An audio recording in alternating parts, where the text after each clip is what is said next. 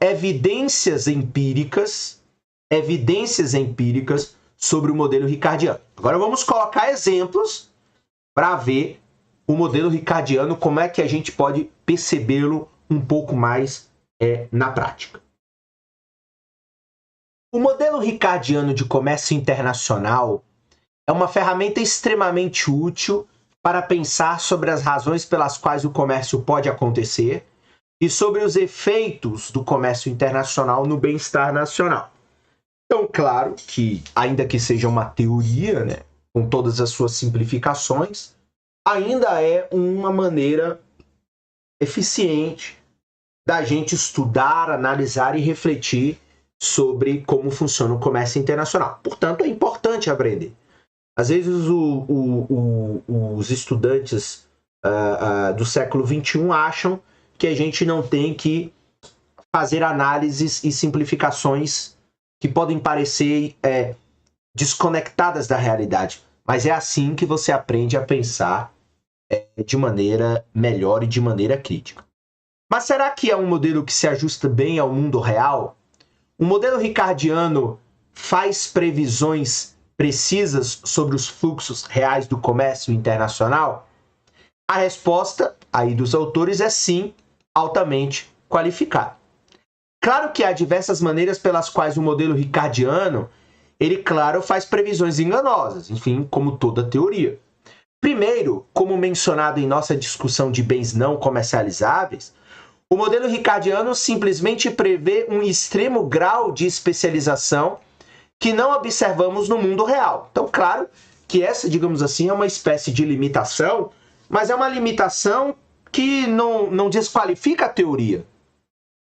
Segundo, assume efeitos fora do comércio internacional na distribuição de renda dentro dos países e, portanto, prevê que os países como um todo irão sempre ganhar com o comércio. Então, a gente sabe, pelas evidências aí hoje, que a globalização, por exemplo, ela não gerou ganhos para todos os países, ainda que a teoria mostre que todos ganham. A gente já até comentou isso anteriormente. Na prática, o comércio internacional tem fortes efeitos na distribuição de renda. Terceiro, o modelo ricardiano não permite nenhum espaço para as diferenças de recursos entre os países como causa de comércio, perdendo assim um aspecto importante do sistema de comércio que a gente vai ver lá nos capítulos 4 e nos capítulos 5, os próximos capítulos aí que a gente vai ter em termos de videoaula. Por fim, negligencia o possível papel das economias de escala como causa do comércio, que o torna incapaz de explicar os grandes fluxos de comércio entre nações aparentemente similares, que é uma questão que a gente vai discutir no capítulo 7 e no capítulo 8. Então, os autores colocam aí, digamos assim, algumas falhas que podem existir no modelo ricardiano. Mas veja, apesar dessas falhas, no entanto, a previsão básica do modelo ricardiano, ou seja, digamos assim, a essência que está por trás desse modelo, de que países deveriam tender a exportar aqueles bens em que sua produtividade é relativamente elevada, foi fortemente confirmada por vários estudos ao longo dos anos. Então, ainda que a teoria, que é uma simplificação, ela possa apresentar algumas falhas, o que importa é ver, digamos assim, o núcleo duro dela, qual é a essência desse argumento teórico, por exemplo, deste modelo ricardiano, e ver como ele se aplica à realidade e que, veja, essa questão da exportação a partir daqueles produtos em que o país tem uma melhor produtividade é o que revela, por exemplo, que a teoria, ela, digamos assim, está correta e logo ela precisa ser estudada como uma base, né, como um fundamento para você depois compreender o funcionamento mais complexo de outros elementos do comércio internacional. Não é à toa, por exemplo, que autores aí como Krugman, o Obstfeld e o Melitz colocam este tipo de reflexão, de discussão, no começo do livro, porque é um livro justamente teórico. Esses primeiros capítulos são teóricos e, claro, você precisa ter uma base a partir, por exemplo, do modelo ricardiano. É claro que, por exemplo, você não vai precisar atualmente, talvez só economistas façam isso, ler os originais de David Ricardo para você se aprofundar nisso. É claro que nas ciências econômicas, em nível de mestrado, doutorado, né, pessoas que se dedicam mais à história do pensamento econômico vão se dedicar a ler os manuscritos originais de caras como David Ricardo, enfim, o que ele pensava, se era realmente isso, etc. Mas claramente a gente pode usar, digamos assim, o que deriva desse modelo dele para tentar entender a realidade ainda no século XXI. Vários testes clássicos do modelo ricardiano, realizados utilizando dados do período inicial após a Segunda Guerra Mundial, compararam o comércio e a produtividade britânica com a americana. Então, vários estudos provam essa tese. Essa foi uma comparação extraordinariamente esclarecedora, porque revelou que a produtividade do trabalho britânico era inferior à americana em quase todos os setores. Como resultado, né, então veja, o que a gente já viu, os Estados Unidos eles tinham uma vantagem absoluta em tudo. Em tudo. No entanto, o montante das exportações britânicas em geral era tão grande quanto a quantidade de exportações americanas na época. Então veja, apesar de sua baixa produtividade absoluta, devia haver alguns setores em que a Grã-Bretanha tinha uma vantagem comparativa e por isso ela exportava. Então o modelo ricardiano preveria que esses seriam os setores em que a vantagem de produtividade dos Estados Unidos era menor. Então os Estados Unidos tinham competência para produzir tudo. Só que o Reino Unido a Grã-Bretanha continuava exportando, claro, porque tinha uma vantagem comparativa em relação aos Estados Unidos em alguns setores, ou melhor, naqueles setores em que, consequentemente, você teria, digamos, uma produtividade menor. A figura 3.7 ilustra a evidência a favor do modelo ricardiano, usando os dados apresentados em um artigo do economista húngaro Béla Balassa em 1963.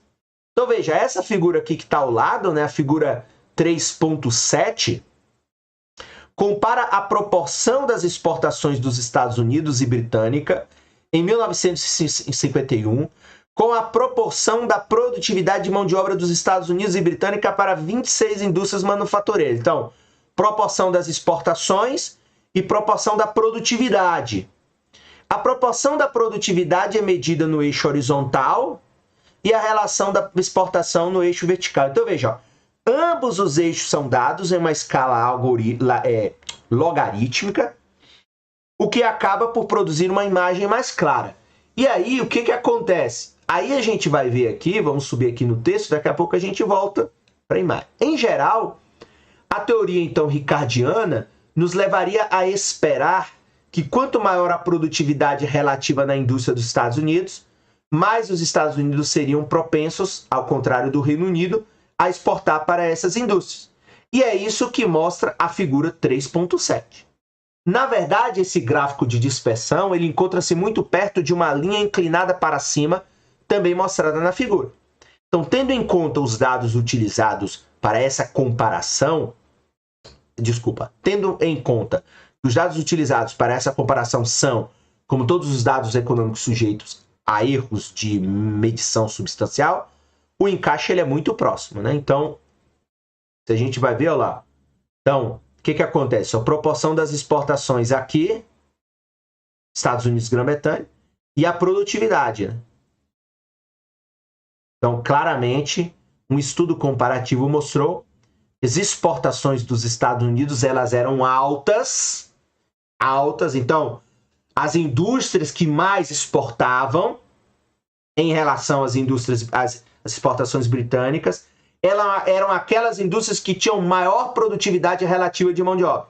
Então, aqui, ó, proporção de exportação alta, produtividade alta. Proporção de exportação baixa, produtividade baixa.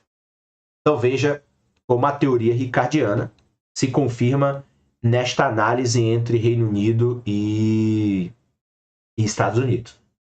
Como esperado, as evidências da figura 3.7 confirmam um pensamento básico de que o comércio depende da vantagem comparativa e não da vantagem absoluta. Eu acho que esse é o ponto fundamental, que se você sair aqui deste capítulo compreendendo, já é muita coisa, já é uma coisa extremamente importante. E se você for trabalhar nessa área de comércio internacional, de economia internacional, relações internacionais, e fazendo uma análise do ponto de vista econômico, você compreender, portanto, que a vantagem comparativa é o que determina as relações de comércio internacional e não a vantagem absoluta, enfim, eu já considero uma grande coisa. Então, saiu daqui compreendendo isso e não vai se esquecer, já é uma coisa importante. Na época a que os dados se referem, a indústria dos Estados Unidos tinha produtividade muito maior da mão de obra do que a indústria britânica, em média cerca de 2 vezes mais altas. O equívoco comumente cometido de que um país só pode ser competitivo se conseguir igualar-se à produtividade dos outros países, que discutimos no início deste capítulo, lá, né, teria nos levado a prever uma vantagem de exportação dos Estados Unidos para o estrangeiro. Então, não é a vantagem absoluta. O país não tem que ser apenas produtivo em tudo para poder ser exportador. Não. O que importa é a vantagem comparativa aos outros países. O modelo ricardiano nos diz, no entanto, que ter alta produtividade em uma indústria, em comparação com a de um país estrangeiro, não é suficiente para garantir que ele exportará os produtos dessa indústria. Então, a produtividade relativa deve ser alta em comparação com a produtividade relativa de outros setores. Como isso acontecia, a produtividade dos Estados Unidos excedia a britânica em todos os 26 setores, como mostrado na figura 3.7, com margens que variavam de 11% a 365%. Então veja, em 12 dos setores, dos 26, no entanto, a Grã-Bretanha, na verdade, tinha exportações maiores que dos Estados Unidos. Ou seja, ainda que a economia americana fosse produtiva em tudo, muito produtiva em tudo, tinham setores em que a produtividade, como ela não era tão grande, em 12 setores, valia a pena importar da Grã-Bretanha. Portanto, a Grã-Bretanha tinha exportações maiores que a dos Estados Unidos. Um olhar sobre a figura mostra que, em geral, as exportações dos Estados Unidos eram maiores do que as dos Estados Unidos somente em indústrias em que a vantagem da produtividade dos Estados Unidos era um pouco maior do que 2. Porque se lembre que a gente viu aí no parágrafo anterior que Quer ver? Vamos voltar aqui.